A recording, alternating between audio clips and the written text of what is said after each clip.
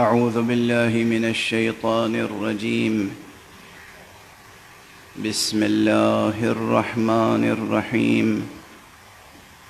الحمد لله رب العالمين، والصلاة والسلام على أشرف الخلائق أجمعين، سيدنا وسيد الأولين والآخرين، حبيبنا وحبيب إله العالمين، إمام المرسلين وخاتم النبيين، أبي القاسم المصطفى محمد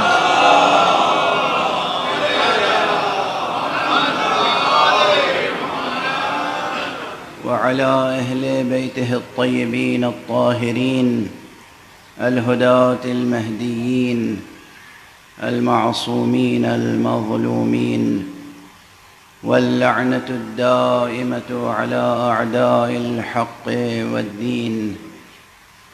أما بعد، فقد قال الله تعالى عز اسمه في محكم كتابه ومتقن خطابه: بسم الله الرحمن الرحيم. شهد الله أنه لا إله إلا هو والملائكة وأولو العلم قائما بالقسط، لا إله إلا هو العزيز الحكيم. صدق الله العلي العظيم.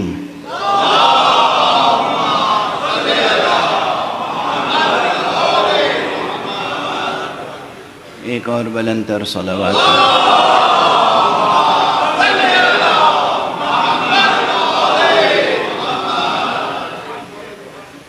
قرآن حکیم کا اعجاز سخن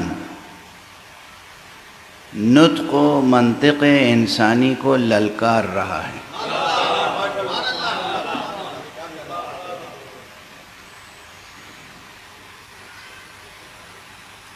چیلنج کر رہا ہے، تحدی ہے، دعوت دے رہا ہے کہ اپنی عاجزی کا خود اعتراف کرو.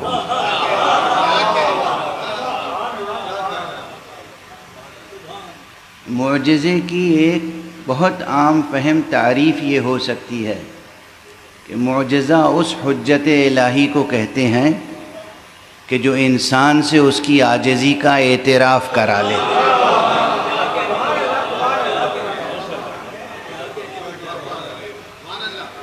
یہ قرآن ہے،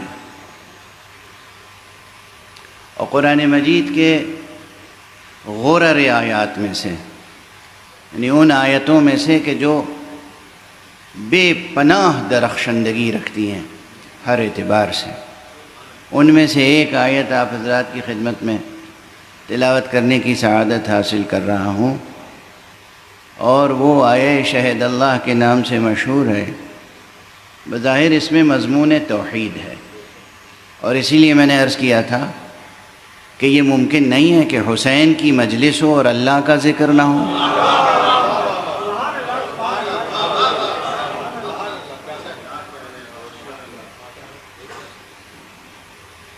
دیکھیے، اس موضوع کا ریلیونس یہ ہے کہ اس وقت نسل انسانی کو جس شورش الحاد کا مقابلہ ہے،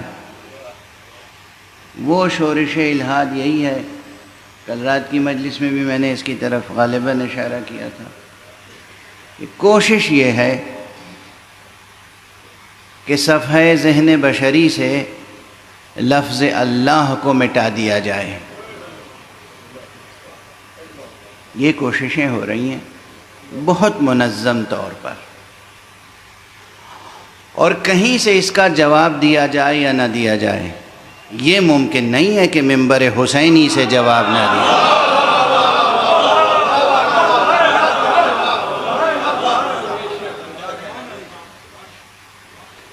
ممکن ہے اور وہ مراکز جہاں سے امید ہوتی ہے کہ جواب آئے گا، ممکن ہے کہ وہ کوئی امداد لے کے چپ ہو جائیں.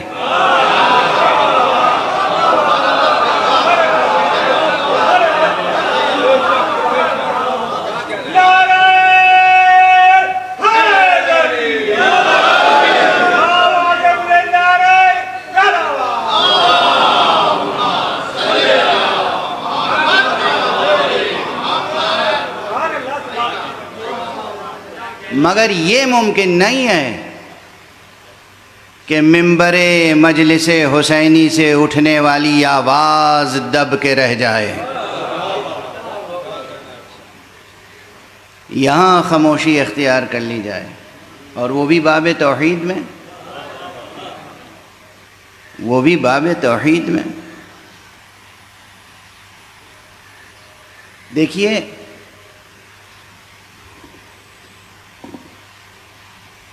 توحید وہ حقیقت ہے، ذات حق صمدی، ذات اللہ ایک عبارت کا نام نہیں ہے، ایک اسم کا نام نہیں ہے، ایک زندہ موجود کا نام ہے۔ اللہ ایک زندہ حقیقت ہے، اللہ ایک زندہ حقیقت ہے، اور اس زندہ حقیقت کو جو محسوس نہ کرے، جو درک نہ کرے، میں نے محسوس کا لفظ بھی استعمال کیا ہے، اس زندہ حقیقت کو جو محسوس نہ کرے، جو درک نہ کرے، یہ زندہ حقیقت جس کے پرسیپشن میں نہ آئے، وہ زندہ نہیں، وہی مردہ ہوتا ہے۔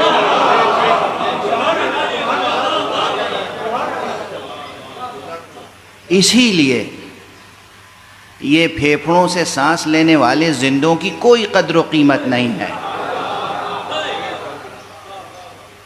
قدر و قیمت ان کی ہے جو اپنے پورے وجود سے نسیم بہشت میں سانس لیتے ہیں، اور حضرت حق سبحانہ و تعالیٰ کی معرفت پیدا کرتے ہیں۔ جوانان عزیز، توحید اگر نہیں ہے آپ کے پاس تو کچھ نہیں ہے، اللہ اگر نہیں ہے کچھ بھی نہیں ہے۔ اللہ ایک زندہ حقیقت ہے، اس سے رابطہ رکھیے، اس سے رابطہ پیدا کیجیے، اس کی معرفت پیدا کیجیے، زبان سے بھی اعتراف کیجیے، دل سے بھی اعتراف کیجیے، اپنے اعضاء و جوارح سے بھی اعتراف کیجیے۔ آپ کی ذات بھی مقر ذات ہو، آپ کا کردار بھی مقر صفات اللہ ہو۔ یہ بہت ضروری ہے۔ بہرحال وجود اس کا، ہستی اس کی کسی بھی دلیل کی محتاج نہیں ہے۔ اسی لیے بعض مفسرین و بعض عرفاء نے کہا ہے کہ دیکھو، قرآن مجید میں کہیں یہ ثابت کرنے کی کوشش نہیں کی گئی ہے کہ اللہ ہے، بس اسے بار بار یاد دلایا گیا ہے۔ جو چیز ثابت کرنے کی کوشش کی گئی ہے وہ اس کی وحدانیت ہے، یعنی وہ بس ایک ہے۔ تم نادانی میں، غفلت میں کہیں کسی اور کو اپنا معبود نہ بنا لینا، نہ اپنی خودی کو خدا بنانا، نہ اپنے ہوائے نفس کو معبود بنا لینا، نہ کسی اور شے کو۔ اسی لیے پورا قرآن مجید بار بار یاد دہانی کراتا ہوا سامنے آتا ہے کہ وہ ایک ہے، وہ ایک ہے، وہ ایک ہے۔ خود اس ایک آیت میں دیکھ لیجئے، لا الہ کی تکرار دیکھیے، شہد اللہ انہ لا الہ الا ہو والملائکۃ واولو العلم قائما بالقسط لا الہ الا هو العزیز الحکیم۔ کیا جاہ و جلال ہے، کیا لہجہ مشیت ہے، کیا بیان قرآنی ہے، کیا اس میں نورانیت ہے۔ میں نے کل گزارش کی تھی غالباً آپ سے کہ اسے ہر شب تلاوت کرنے کی کوشش کیجیے۔ ایک چیز ہوتی ہے مداومت۔ مداومت کے معنی یہ ہیں کہ مسلسل، بلا ناغہ، لگاتار کوئی عمل کرنا۔ اور یہاں پر ایک نقطہ اور عرض کر دوں، اکثر مجھ سے پوچھتے ہیں حضرات، کچھ حضرات تو امتحان کے طور پر پوچھتے ہیں،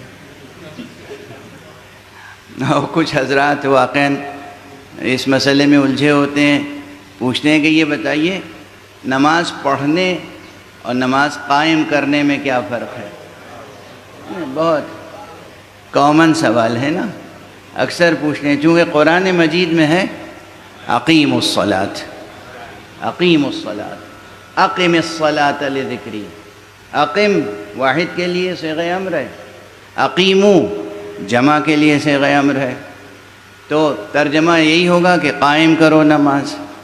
نماز پڑھنے اور نماز قائم کرنے میں کیا فرق ہے؟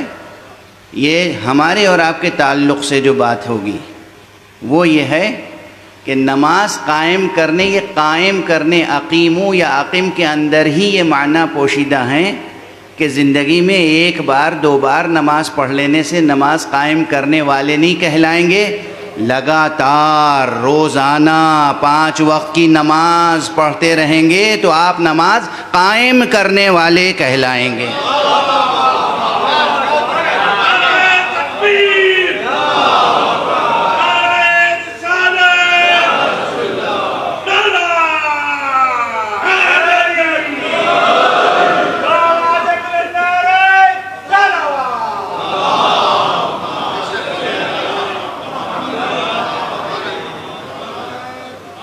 تو نماز پڑھنے اور نماز قائم کرنے میں فرق یہ ہے، کتاب میں نماز کی ترکیب پڑھ دینا وہ نماز پڑھنا ہوا، یہ کتاب الصلاۃ ہم نے پڑھ لی، نماز کے احکام پڑھ لیے، نماز کا طریقہ، نماز کی ترکیب پڑھ لی ہم نے، اور عملاً روزانہ فرض 5 وقت کی نمازیں پڑھتے رہنا مدت العمر، یہ ہے نماز قائم کرنا، یعنی یہ لگاتار مداومت کا مفہوم اس اقیمو میں موجود ہے، اس کے معنی میں موجود ہے، یہ الگ سے میں کوئی اضافہ نہیں کر رہا ہوں، اس کے لیے کوئی الگ سے عبارت یا لفظ لانے کی ضرورت نہیں ہے۔ اقم الصلاۃ، نماز قائم کرو، قائم کرو کے معنی ہے کہ حق سبحانہ و تعالیٰ نے جو حکم دیا ہے اسے جاری رکھو اپنی زندگی میں، یہ ہے اقیم الصلاۃ۔ تو بہرحال مداومت کے آثار ہوتے ہیں، اور مداومت کا حکم اس لیے دیا گیا کہ جتنی شدت کے ساتھ ذہن انسانی اور قلب انسانی سفر کرتا ہے، اس کائنات میں کوئی شے اتنی تیزی، اتنی سرعت اور اتنی شدت کے ساتھ سفر نہیں کرتی۔ فکر کی رفتار بہت تیز ہے، فکر انسانی، قلب انسانی بہت جلد منقلب ہو جاتا ہے۔ قلب کا نام قلب رکھا ہی اس لیے گیا ہے کہ وہ منقلب ہوتا رہتا ہے۔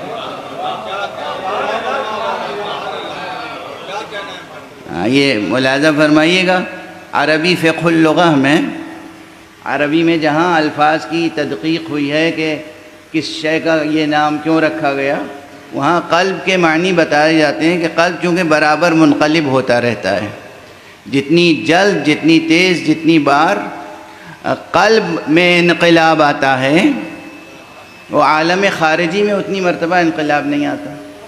تو یہ دل اور یہ ذہن، اس کے انقلاب کی کوئی انتہا نہیں، اس کی سرعت کی کوئی انتہا نہیں، اور دنیا دار غفلت ہے، دنیا دار غفلت ہے، دنیا دار امتحان ہے، دنیا دار ابتلا ہے۔ اس لیے لازم ہے کہ 24 گھنٹوں میں 5 مرتبہ حق سبحانہ و تعالی سے وابستہ ہوا جائے۔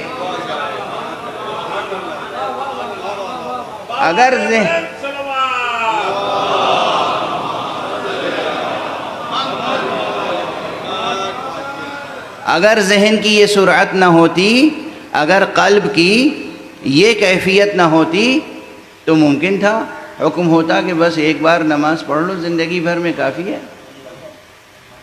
مگر یہاں تو آپ دیکھیے کہ دل کس طریقے سے منقلب ہوتا ہے، ذہن کس رفتار سے آگے بڑھتا ہے۔ اس لیے اقامہ صلاۃ کا حکم دیا گیا۔ بہرحال اب یہ کلمہ تو بیچ میں آ گیا تھا کلمہ معترضہ کے طور پر، جملہ معترضہ کے طور پر، لیکن ضروری تھا۔ بات مداومت کی تھی کہ مداومت کے آثار ہوتے ہیں، یعنی لگاتار کوئی کام کرتے رہنے سے اس کی تاثیر نمایاں ہوتی ہے اور بہت شدت کے ساتھ پھر نمایاں ہوتی ہے۔ اس لیے کسی بھی تلاوت کے لیے کہا جاتا ہے کہ بھئی مداومت رکھیں، لگاتار پڑھیں اور فکر کرتے رہیں اسی آیت کے مضمون میں۔ فکر کرنے کے تعلق سے کل تو میں نے مکتبی بحث ایک چھیڑی تھی، حرف گن رہا تھا، لفظیں گن رہا تھا۔ آج بھی مکتبی بحث کا ایک رخ اور عرض کروں گا۔ یہ جو کہا جاتا ہے نا کہ یہ آیت بہت تہدار ہے، یہ عبارت بہت تہدار ہے، اب عبارت یہ معنی بہت تہدار ہے، یہ مضمون بہت تہدار ہے، کہتے ہیں ادبا نقاد دان سخن۔ میں اکثر عرض کرتا ہوں اس کو ایک محسوس پیکر عطا کر دوں آپ حضرات کے سامنے، ایک مثال دے کر، ایک بصری مثال دے کر۔ کتابت یا لکھنے سے متعلق جو بصری فنون ہیں ان میں ظاہر ہے سب سے پہلے فن خطابت ہے، فن خط ہے، فن خط، لکھنے کا ہنر، جو اب تقریباً دنیا سے یہ ہنر بھی مٹتا جا رہا ہے۔ دیکھیے نا کیا کیا مٹ رہا ہے، ذرا ہوش کے ناخن تو لیں۔ اب تو کمپیوٹرز آ گئے، لیپ ٹاپ آ گیا، ہر چیز آ گئی، بس آپ اشاروں سے سب کام کرتے ہیں۔ تو جو آپ کی چٹکیوں میں ہنر تھا معنی کی تصویر بنانے کا، وہ ختم ہوتا جا رہا ہے۔ اب بچے کہاں بیٹھ کے لکھتے ہیں، مشق کرتے ہیں۔ ہم تو اس زمانے کے ہیں کم سے کم کہ ہم نے تختی پر بھی خوب مشق کی ہے، سلیٹ پہ ہو، تختی پہ۔ اور ایک عجیب و غریب چیز بچوں کو سکھا دی گئی ہے کہ جتنے تم بدخط ہو گئے اس کا مطلب یہ ہے کہ تم جینیس ہو۔ اے سبحان اللہ! ہاں، عجیب عجیب تھیوری لے کے آتے ہیں لوگ، یہ سخن فروش۔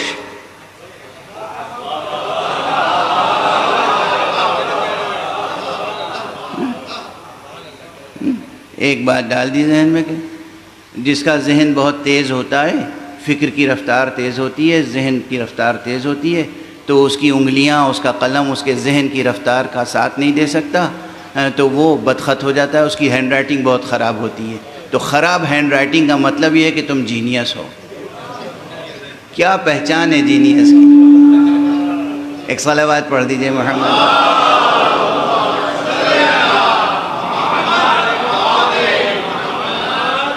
اس فریب میں نہ آنا بچوں۔ ظاہر ہے جب بچوں کہہ دیا تو آپ حضرات بزرگ جو ہیں بچے ہوئے ہیں، میں بچوں اور جوانوں سے کہہ رہا ہوں یہ چٹکیوں میں بھی ہنر ہونا چاہیے۔ اور فن خط، فن کتابت ایک فن ہے، ایک ہنر ہے۔ اور ہمارے ہاں جن بزرگوں نے اصول مرتب کیے ہیں اس کے بھی بنیادی اصول 12 ہیں۔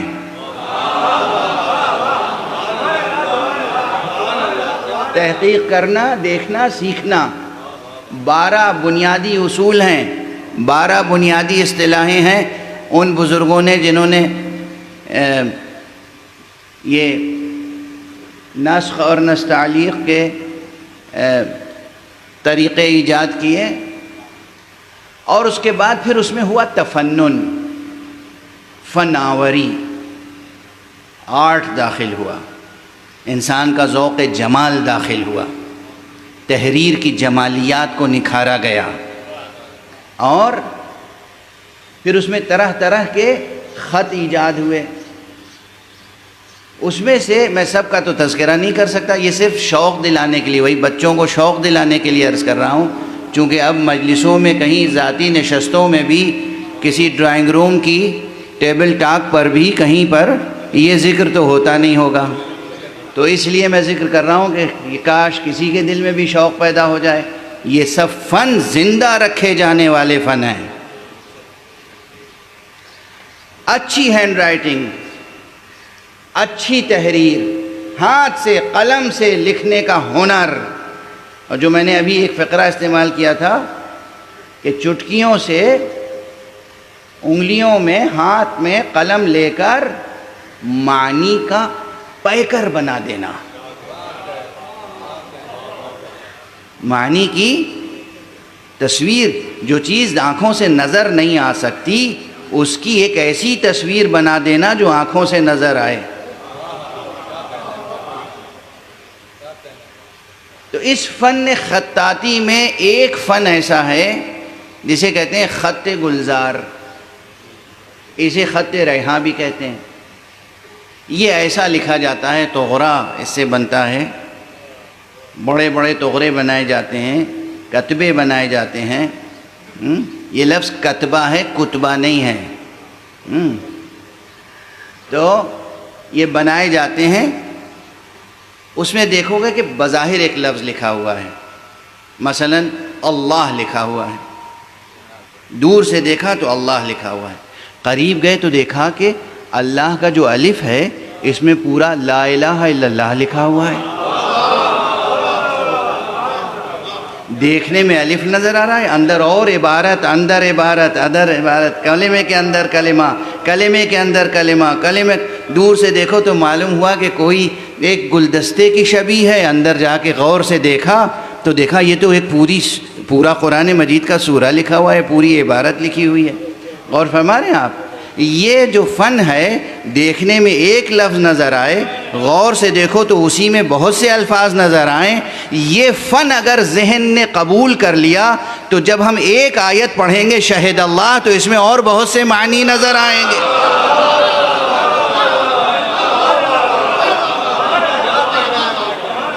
ایسا ہی لکھنے کا ہنر پیدا کریں، ایسا ہی پڑھنے کا ہنر پیدا کریں کہ جو سامنے لکھا ہو اسے دیکھ کر وہ بھی پڑھ لیں جو اس کے اندر لکھا ہوا ہو.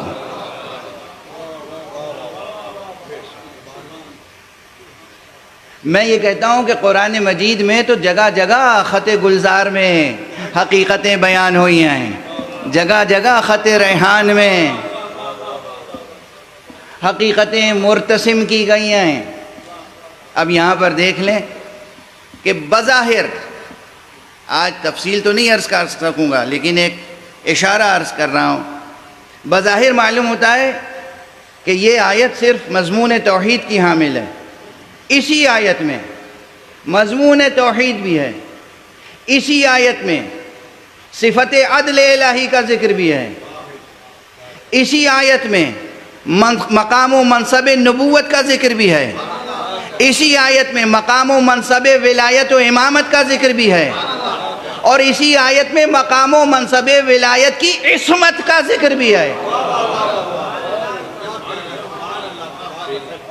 آپ نے دیکھا کہ اس آیت کریمہ کی گہرائی کتنی ہے.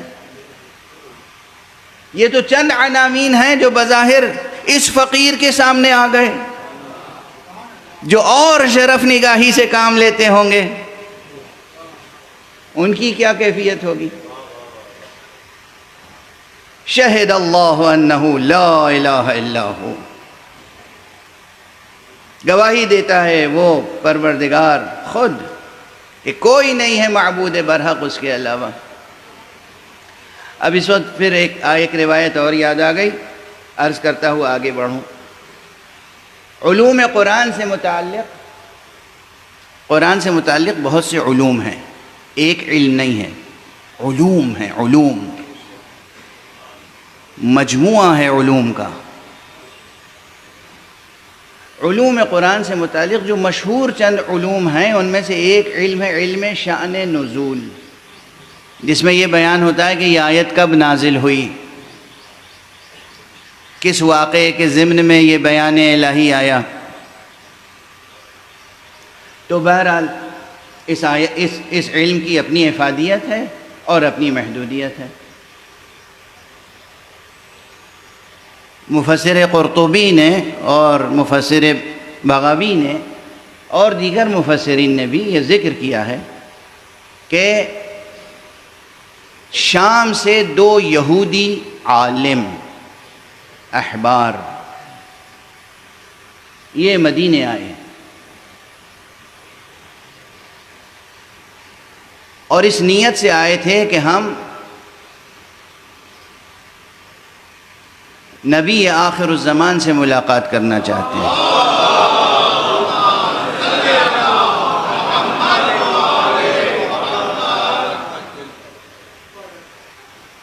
دو عالم، یہودی عالم، حبران، دو یہودی عالم آئے، اور جب وہ مدینے کے قریب پہنچ گئے، مدینے کے اندر داخل ہو گئے، تو مدینے کے آثار یعنی شہر کے آثار کو بغور دیکھا، اور دیکھ کے ایک نے دوسرے سے کہا کہ یہ تو وہی شہر لگتا ہے جو آخری زمانے کے آنے والے پیغمبر کا شہر ہے۔ یہ عبارت میری نہیں ہے، تفسیر میں جا کے دیکھ لیجئے گا۔ سوال یہ پیدا ہوتا ہے کہ شہر کے آثار کیا ہوتے ہیں؟ ارے بھائی، در و دیوار، طرز تعمیر، سڑکیں، گلیاں، کوچے، بس یہی تو، باغات، کہیں کوئی تعمیر شدہ مکان ہوگا، کہیں کوئی کھنڈر ہوگا۔ یہ کون سی کتاب تھی ان کے پاس جس میں اتنی تفصیل موجود تھی کہ اس شہر تک کا نقشہ موجود تھا جس شہر میں نبی خاتم کو ظہور کرنا تھا؟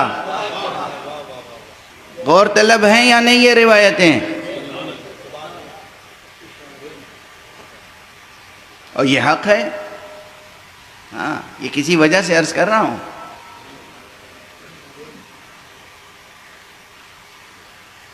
خود قرآن مجید میں یہ آیت موجود ہے، الذین آتیناہم الکتاب یعرفونہ کما یعرفون ابناءہم۔ ہم نے جن لوگوں کو کتاب دی ہے، جن لوگوں کے لیے، جن لوگوں پر کتاب اتاری ہے، مراد ہے تورات، وہ اس نبی کو اسی طرح پہچانتے ہیں جس طرح اپنے بیٹوں کو پہچانتے ہیں۔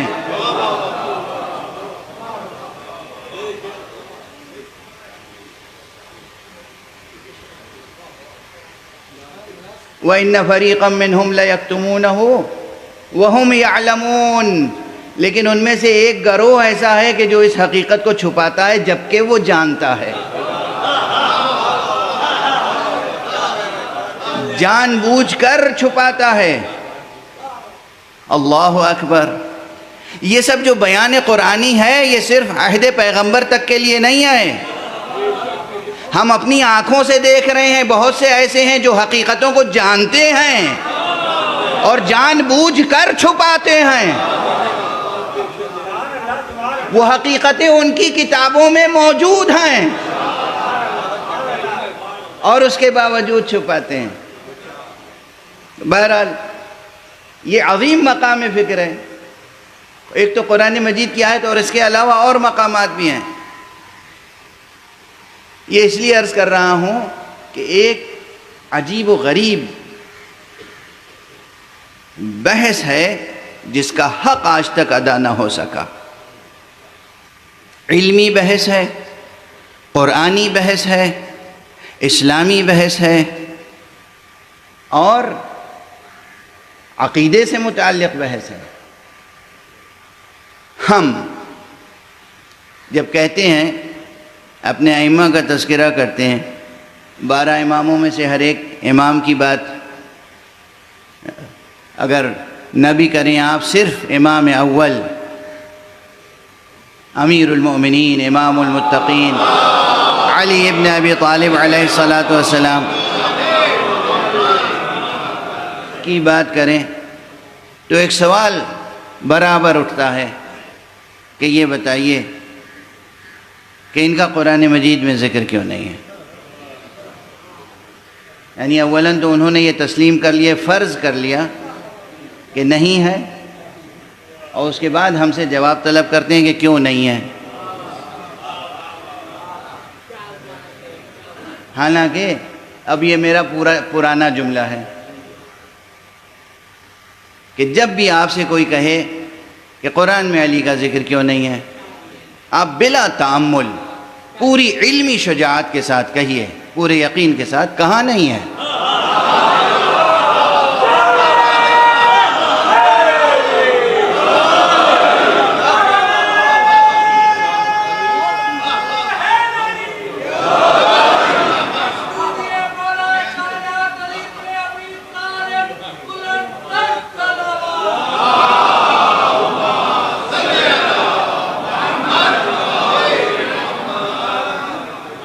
کہاں نہیں ہے قرآن میں علی کا ذکر؟ آپ کہیے تم نے قرآن ٹھیک سے پڑھا نہیں ہے،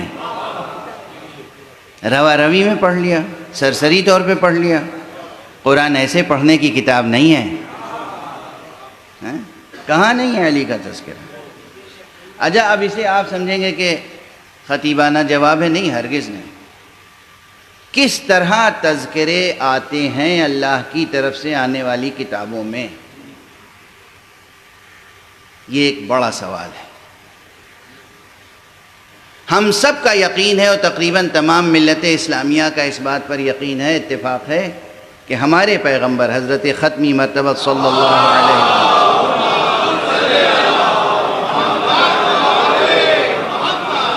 کا ذکر انجیل میں بھی تھا، توریت میں بھی تھا، زبور میں بھی تھا، تمام صحف انبیاء میں تھا۔ اچھا تھا تو کس طرح سے تھا؟ کن لفظوں میں تھا؟ کن استعاروں میں تھا؟ کن تشبیہات کے ساتھ تھا؟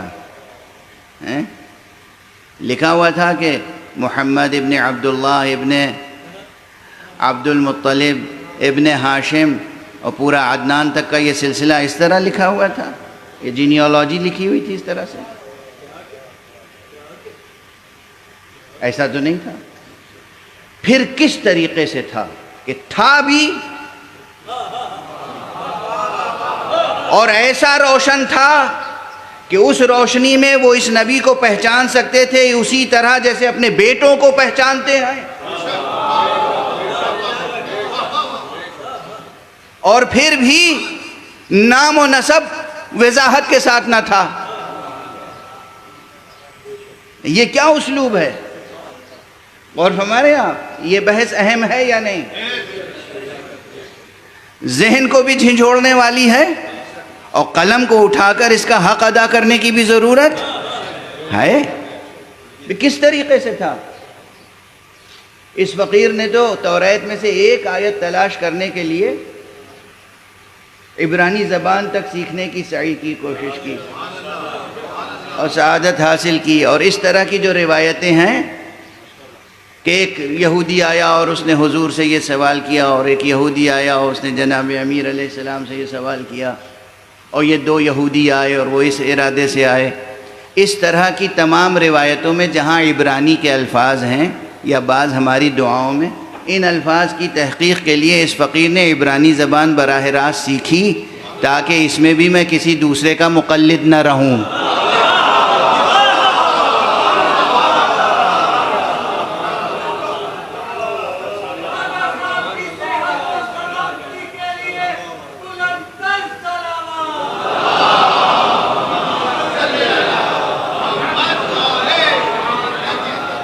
میں خود دیکھ سکوں کہ یہ لفظ، یہ کلمہ یہ عبرانی زبان کا ہے یا نہیں ہے تو اس کے معنی کیا ہیں۔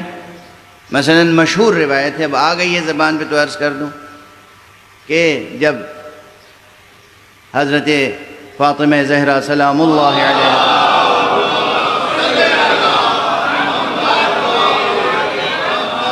کہ یہاں حضرت امام حسن علیہ السلام کی ولادت ہوئی،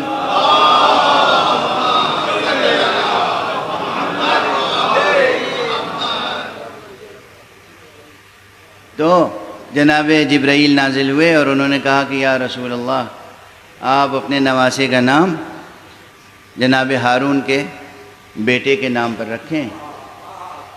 آپ اپنے ہارون کے بیٹے کا نام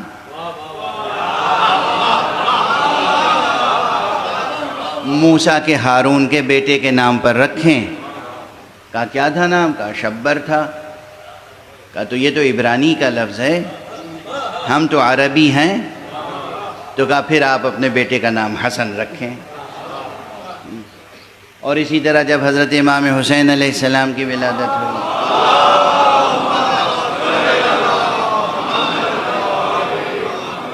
پھر جبرائیل آئے تہنیت پیش کرنے کے بعد، کہا یا رسول اللہ، حضرت ہارون کے چھوٹے بیٹے کا نام شبیر تھا، آپ بھی شبیر رکھیں، شبیر یا شبیر۔ تو حضرت نے کہا یہ تو عبرانی ہے، ہم تو عربی ہیں۔ کہا پھر آپ حسین نام رکھیے۔ اس کے بعد جب جناب محسن کی ولادت کا وقت قریب ہوا اور حضرت کو علم ہوا کہ ایک بیٹا اور فاطمہ کے یہاں ہونے والا ہے، تو پھر جبرائیل آئے اور کہا ایک بیٹا اور ہونے والا ہے، اس کا نام آپ مشبر رکھیے گا، اس لیے کہ ہارون کے تیسرے بیٹے کا نام مشبر تھا۔ شبر، شبیر، مشبر، یہ سب کلمات عبرانی کے ہیں۔ میں نے یہ روایت پڑھ لی کتاب میں، لیکن جستجو رہی کہ دیکھوں تو صحیح عبرانی کی کتابوں میں یہ الفاظ، یہ اسماء ہیں یا نہیں، اور حضرت ہارون کے بیٹوں کے یہ نام تھے یا نہیں، تاکہ جب ہم روایت پیش کریں تو کوئی یہ الزام نہ دے کہ آپ نے گویا کہ ایک ضعیف روایت اور مجعولہ روایت پڑھ دی۔ تو اس فقیر نے تحقیق کی اور ان اسماء کو ڈسکور کیا، دیکھا اپنی ان آنکھوں سے، اور اس کے بعد لندن میں ایک یہودیوں کے سناگوگ میں جا کے ان کے علماء سے، ان کے احبار سے پوچھا کہ بتائیے یہ درست ہے یا نہیں، اور انہوں نے کہا درست ہے۔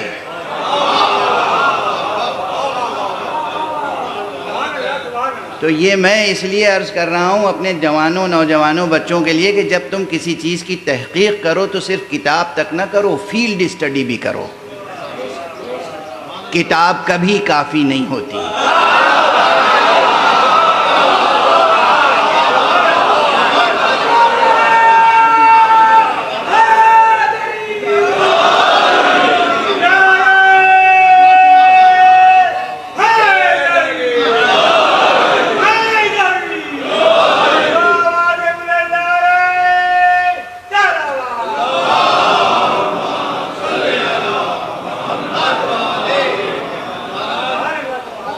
جس علم میں قدم رکھو، جس میدان میں قدم رکھو، جس فن کو حاصل کرو، جس کتاب کو پڑھنے کی کوشش کرو، تو جو حد آخر ہے امکانی وہاں تک پہنچنے کی کوشش کرو۔ بس اسی کا نام اجتہاد ہے۔ اجتہاد اور کسی چیز کا نام نہیں ہے۔ اجتہاد یہ ہے کہ آخری منزل تک، تا حد نظر جو آخری سرحد ہے وہاں تک پہنچنے کی کوشش کرو، تاکہ تمہاری کوشش میں کوئی کمی نہ رہ جائے، جسے کہتے ہیں کوئی ایک آنچ کی کسر بھی نہ رہ جائے، آخری منزل تک۔ یہی ہے اجتہاد اور کچھ نہیں۔ اگر واقعاً آخری منزل تک کوشش کی اور پھر بھی کوئی غلط نتیجہ آ گیا تو اس کے لیے ہے کہ انشاءاللہ اس پر بھی ثواب ملے گا، کیونکہ تم نے کوشش تو کی۔ وہ عادل پروردگار جو صرف عادل نہیں ہے، محسن بھی ہے، قدیم الاحسان ہے، وہ کریم ہے، وہ رؤوف ہے، وہ رحیم ہے، وہ ودود ہے۔ اس کے رحم و کرم کی عطا کی کوئی انتہا نہیں ہے، وہ تمہاری کوششوں پر بھی ثواب دیتا ہے۔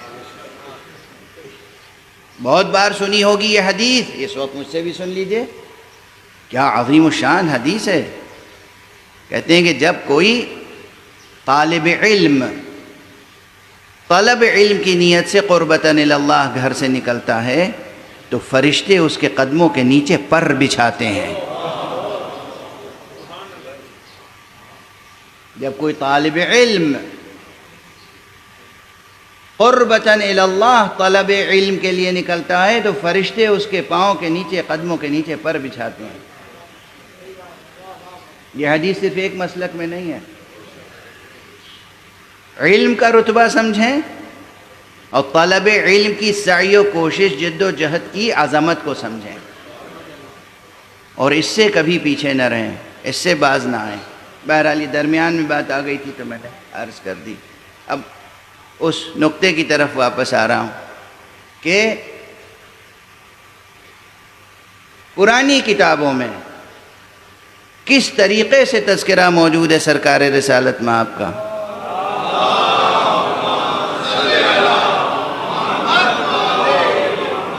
دیکھیے یہ ایسی علمی بحثیں ہیں اور ضروری بھی ہیں کہ جی چاہتا ہے کہ انہیں پوری تفصیل کے ساتھ عرض کیا جائے، لیکن مجلس کا وقت اور ممبر کی محدودیتیں ظاہر ہے اس مضمون کو سمیٹ کے اور مختصر کر کے عرض کرنے کی مقتضی ہوتی ہیں۔ تو عرض کر رہا ہوں کہ توجہ رکھیے گا کہ یہ جو دو احبار آئے، یہ جو دو عالم یہودی آئے شام سے، انہوں نے اپنی کتابوں میں، صحیفوں میں اور اس کی تفسیروں میں، اس کی تاویلوں میں جو ان کے ہاں صحیح سندوں کے ساتھ تھی، اس میں صرف کیا شہر کا تذکرہ تھا، پیغمبر کا تھا اور شہر کا تھا، خاندان پیغمبر کا تذکرہ نہیں تھا۔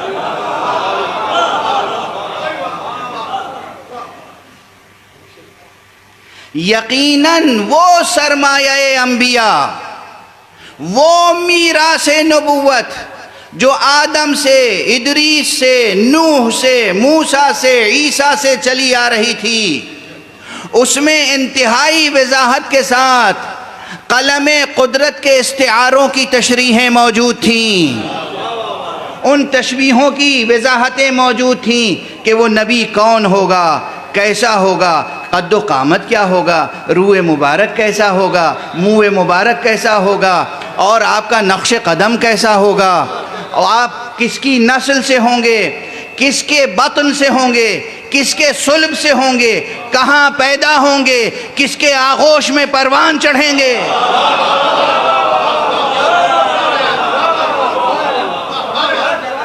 کہاں پیدا ہوں گے، ہجرت کر کے کہاں جائیں گے، جہاں ہجرت کر کے جائیں گے اس شہر کے انداز کیا ہوں گے۔ اور دوسری بات یاد رکھیے کہ اکثر اس قسم کی روایتوں میں ایک جملہ آتا ہے کہ احبار یہود، علماء یہود آتے تھے پوچھتے ہوئے نبی آخر الزمان کہاں پیدا ہونے والا ہے، پیدا ہوا یا نہیں ہوا، نبی آخر الزمان کہاں پیدا ہوگا، پیدا ہوا یا نہیں ہوا، نبی آخر الزمان کس خاندان میں پیدا ہوگا، پیدا ہوا یا نہیں ہوا۔ اسی زمانے میں جب پیدا نہیں ہوئے تھے تو کہہ دیا گیا تھا نبی آخر الزمان۔ اب یہ امت کہہ رہی ہے ختم نبوت ہے یا نہیں؟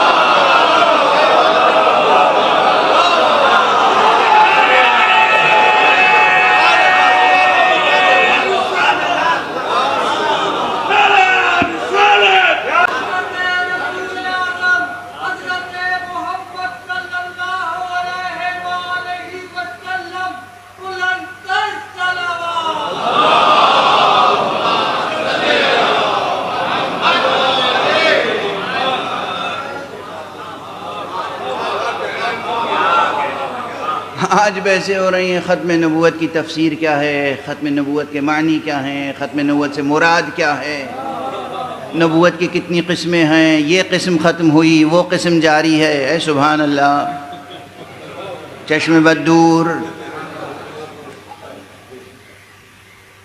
نبوت اپنے تمام معانی میں ذات مبارک و مسعود محمد عربی پہ ختم ہو چکی۔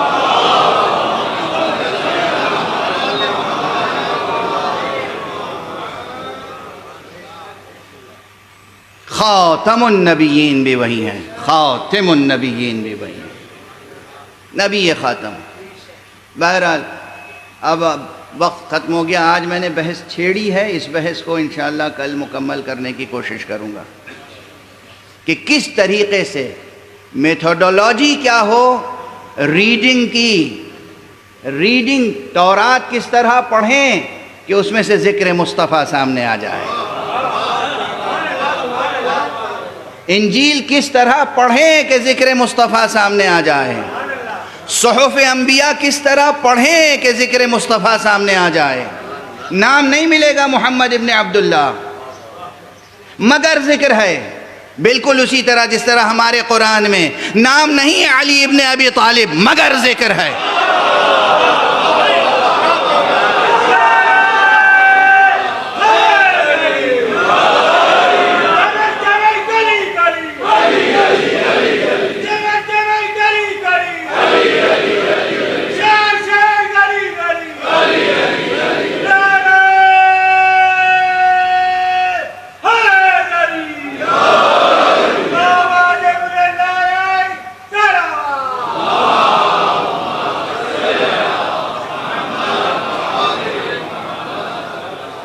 دیکھیے نا، نظر اس لیے نہیں آتا، سمجھ میں اس لیے نہیں آتا کہ وہ میتھوڈولوجی سامنے نہیں ہے اور وہ ہنر نہیں ہے کہ کس طریقے سے آیات کی تلاوت کی جائے اور کس طریقے سے اس کی تفسیر کی جائے۔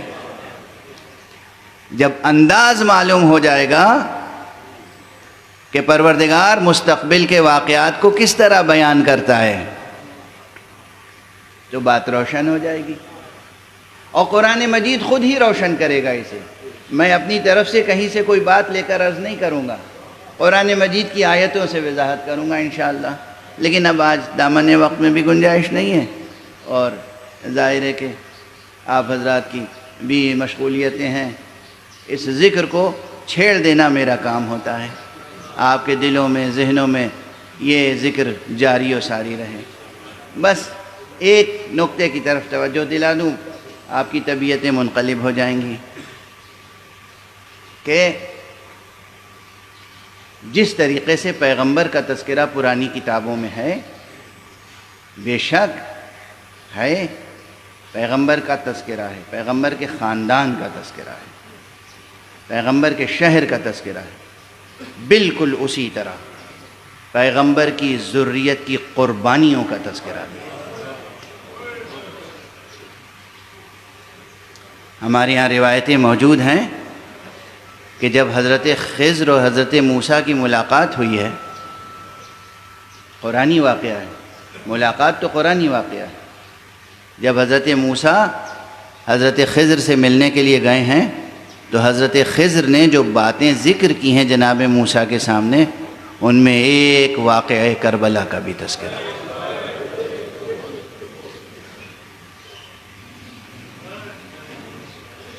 آج 2 محرم ہے،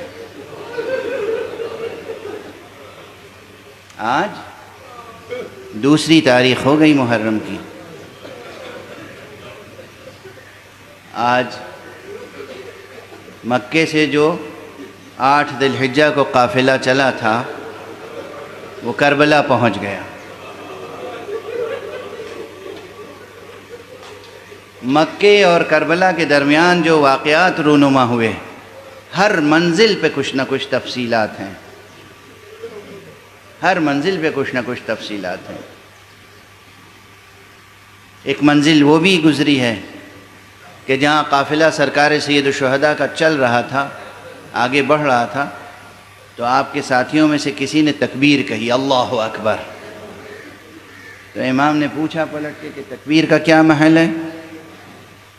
تو کہا کہ خدا کی قسم یہاں سب صحرا تھا، صحرا، ریگستان، بیابان، کبھی یہاں ہم نے کوئی کھجوروں کا باغ نہیں دیکھا، اس وقت مجھے سامنے کھجوروں کا باغ کوئی نظر آ رہا ہے، کوئی نخیل نظر آ رہا ہے۔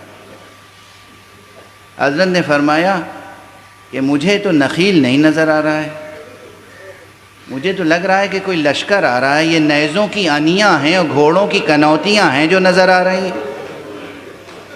لیکن حقیقت یہ ہے کہ کبھی سامنے فضا میں کتنا ہی غبار ہو، لیکن امامت کی آنکھ کبھی دھوکہ نہیں کھاتی۔ ہمیں تو نیزوں کی انیاں نظر آ رہی ہیں، گھوڑوں کی کنوتیاں نظر آ رہی ہیں، اور تھا یہی۔ جب قریب آیا تو دیکھا لشکر ہے، اور وہ لشکر کس کا تھا؟ آپ حضرات تو صبح و شام مجالس برپا کرتے ہیں، 1000 کا لشکر، اور سربراہ لشکر کون تھا؟ حر ابن یزید ریاحی۔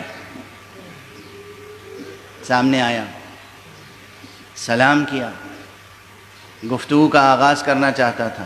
امام نے کہا بات بعد میں ہوگی، میں دیکھ رہا ہوں تم کس قدر پیاسے ہو۔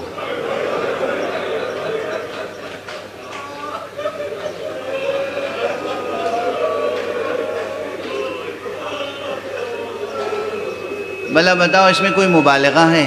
سادہ سا تاریخ کا بیان ہے جو میں نے دہرا دیا ہے۔ اس منزل سے پہلے جو منزل آئی تھی وہاں بطور خاص امام نے اپنے اصحاب سے کہا تھا خوب اچھی طرح اپنی مشقیں پر کر لو، خوب پانی یہاں سے لے لو، اور اب جب یہاں تشریف لائے اور سامنے یہ لشکر آیا جو پیاسا تھا، سب کے سب پیاسے تھے، اتنے پیاسے تھے، اور اس طرح گھوڑا تیزی سے دوڑا کے آئے تھے کہ گھوڑے بھی پیاسے تھے، گھوڑوں کی زبانیں منہ سے نکل آئی تھیں، اور جو گھوڑے سوار تھے وہاں پر لشکری، وہ اس قدر پیاسے تھے کہ ان کی آنکھوں میں دھند تھی، نظر نہیں آتا تھا، پیاس کی شدت سے کچھ نظر نہیں آتا تھا۔ امام علیہ السلام نے کہا سب کو پانی پلاؤ۔ جب لشکری پانی پی چکے تو کہا یہ جو گھوڑے ہیں انہیں پانی پلاؤ۔ جانوروں کی پیاس بھی جو نہ دیکھ سکتا ہو، اس نے 7ویں محرم سے لے کر 10ویں محرم تک اپنے بچوں کی پیاس کیسے دیکھی ہے۔ اجرکم علی اللہ، اجرکم علی اللہ۔ اسی لشکر میں ایک شخص ایسا ہے جو کہتا ہے کہ میں اتنا پیاسا تھا کہ امام حسین کے اصحاب مجھے پانی پلانا چاہتے تھے، میرے منہ کے قریب مشک کا دہانہ لاتے تھے، مگر مجھ سے پیا نہیں جاتا تھا، پانی بہہ جاتا تھا۔ میں نے دیکھا کرسی پہ ایک بزرگوار بیٹھے ہوئے تھے، جب انہوں نے میرا یہ حال دیکھا تو اٹھے، میرے قریب آئے، اپنے ہاتھ سے چلو بنا کے میرے منہ میں پانی پلایا مجھ کو۔ جب مجھے ہوش آیا، جب پانی پی لیا، میں نے پوچھا یہ کون ہے؟ بتایا گیا یہی تو حسین ابن علی۔ اجرکم علی اللہ، اجرکم علی اللہ۔ یہی تو حسین ابن علی۔ بس آپ نے گریہ فرما لیا، وقت تمام ہو گیا۔ اب میں دست ادب جوڑ کے جس طرح ہر ذاکر کہتا ہے، تقریباً ہر مرثیہ نگار، ہر نوحہ نگار، ہر سلام نگار، آقا یہ آپ کی فیاضی تھی، یہ آپ کی سخاوت تھی، آپ نے دشمن کے پورے لشکر کو سیراب کر دیا، جانوروں تک کو سیراب کر دیا۔ ہائے روز عاشوراء، کس طرح سے خیموں سے العطش العطش کی آوازیں بلند تھیں، کس طرح سکینہ کی آوازیں العطش بلند تھی، کس طرح دوسرے بچوں کی آوازیں العطش بلند تھی، کس طرح بیویاں پیاسی تھیں کہ سینوں میں دودھ خشک ہو گئے تھے، اور جس کے نتیجے میں 6 ماہہ شیرخوار بھی پیاسا تھا۔ یہ آقا حسین جنہوں نے پورے دشمن لشکر کو پانی پلایا تھا، یہی حسین تھے جو روز عاشوراء اپنے ہاتھوں پر 6 ماہے کو لے کے آئے تھے۔ تمہاری نگاہوں میں اگر میں گنہگار ہوں، اس 6 مہینے کے بچے نے تو کوئی قصور نہیں کیا ہے، اس کو تو پانی پلا دو۔ انا للہ و انا الیہ راجعون، رضا بقضائہ و تسلیما لامرہ۔ انا للہ و انا الیہ راجعون، رضا بقضائہ و تسلیما لامرہ۔ انا للہ و انا الیہ راجعون، رضا بقضائہ و تسلیما لامرہ۔ پروردگار ہمیں علوم قرآن اور معارف اہل بیت سے آشنا فرما۔ معبود پروردگار ملت اسلامیہ کو اتحاد کی دولت سے مالا مال کر دے، ہمارے درمیان اتحاد و اتفاق پیدا ہو جائے۔ پروردگار جو ماتمیان شہ مظلوم ہیں پوری دنیا میں جہاں بھی ہیں، ان کو اپنی خاص حفظ و امان میں رکھ۔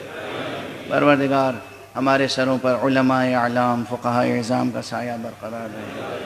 پروردگار ہمارا رشتہ ہمیشہ علم و ایمان سے جڑا رہے، ہمارے سینوں میں ہمیشہ چراغ توحید روشن رہے، ہمارے ہاتھوں میں ہمیشہ دامان ختم نبوت رہے، ہمارے قدم ہمیشہ صراط مستقیم ولایت پہ گامزن رہے۔ پروردگار ہمارے رہبر معظم کو اپنی خاص حفظ و امان میں رکھ۔ پروردگار ملت اسلامیہ کو، پوری ملت اسلامیہ کو ایک سلک وحدت و ولایت میں پیرو دے۔ پروردگار ہمارے ولی آخر کو اذن ظہور عطا فرما، اور ان کے ہاتھوں سے امن و عدل الہی کا پرچم رہے۔